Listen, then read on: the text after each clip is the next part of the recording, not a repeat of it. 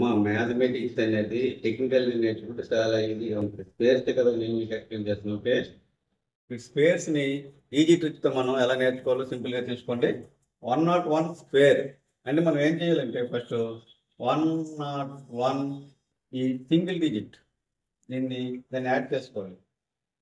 Last డిజిట్ని add చేసుకుంటే 101 + 1 = 102. ఇప్పుడు last డిజిట్ని square చేసుకుంటే 1² = 1. ఎప్పుడైనా సింగిల్ డిజిట్ వచ్చేటప్పుడు ముందున 0 యాడ్ చేసుకోవాలి. కాబట్టి 0 1 that is the answer.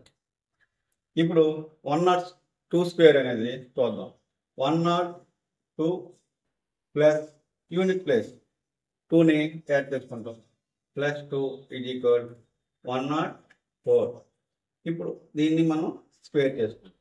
Unit place square చేసుకుంటే 2 2 4 సింగిల్ డిజిట్ కాబట్టి ముందు 0 యాడ్ చేసుకొని 0 4 that is the answer. Next 103 square చూద్దాం. 103 ప్లస్ యూనిట్ ప్లేస్ని యాడ్ చేసుకుంటే 3 దట్ ఈజ్ ఈక్వల్ 106. ఇప్పుడు ఈ సింగిల్ డిజిట్ మనం స్క్వేర్ చేస్తే 3 3 9. 9 అనేది సింగిల్ డిజిట్ కాబట్టి 0 యాడ్ చేసుకోవాలి. 0 9 that is the answer. Next ఇప్పుడు 104 స్క్వేర్ సేమ్ 104 + 4 = 108.